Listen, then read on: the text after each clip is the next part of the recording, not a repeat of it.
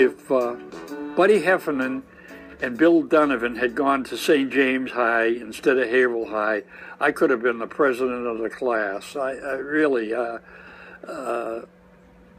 can't emphasize that too much. The three of us got into more scrapes and more distractions. Poor Mr. McLeod, the principal of that high school, in later years, I so ashamed of the trouble that I caused him. He was a frail-looking person, could easily be a target for anyone that had any bully instincts in him. And we used to walk to school together, and I won't say I was a protector, but people soon learned to like Bob Montana.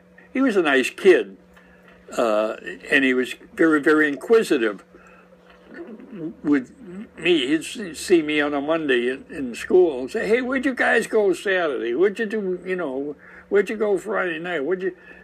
He was constantly asking questions about things that we did, things that Heffernan did, and Donovan. My God, the two of those guys, they'd walk the rail of the bridge just because it was there.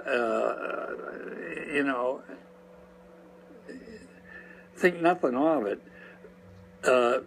For something to do, they'd get at White's Corner and Merrimack Street in Haverhill, where the traffic light was, and just hop trucks down to Washington Square and back again, just for something to do. They were like that. I tried to do it with them one night, and I got up on the back of a slow-moving truck, and I stood up and almost got tangled up in the Christmas lights that were across.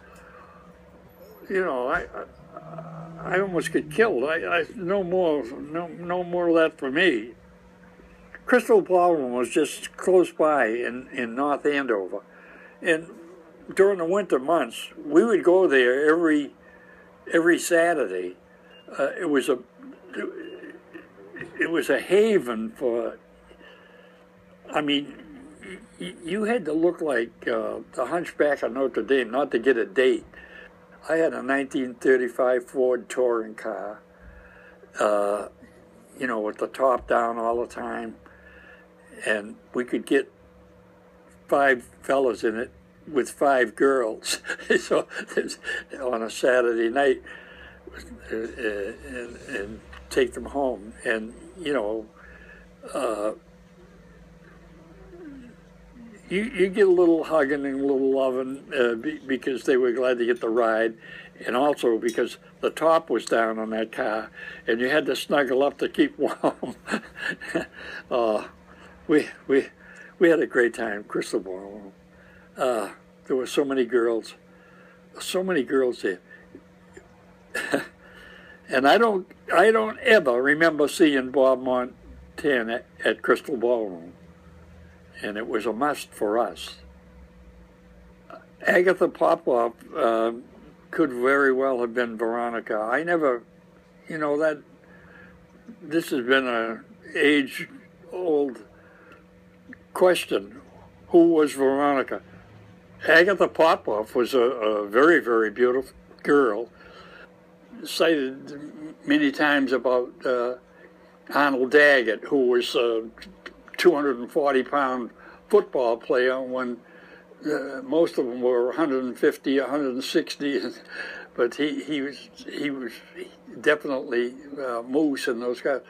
And I remember one day Bob Montana saying to me, he says, "I get a boot out of Daggett." He says, he's like a big moose. He says, but he says, "What do you think about him?" And I said, "Well," I says, you can see that he's very studious because he keeps a pencil handy behind his ear. And he sharpened that the first day of school, and we're now in February, and he hasn't had to resharpen it once. not much of a student, but he was a heck of a football player. Yeah.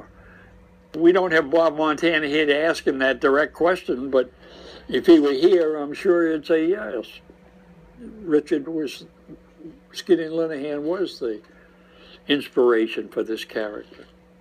But Skinny Linehan was one of the best liked people I ever knew in my life. Everybody liked Skinny Linehan. He was funny, he was spontaneous. Skinny Linehan, it would give you the last nickel he had to help you if you needed help. I can't ever remember him being in a fight with anybody. Even when he cut up our football with a razor blade because he had nothing else to do, nobody hit him. I thought about it, but nobody hit him. Yeah.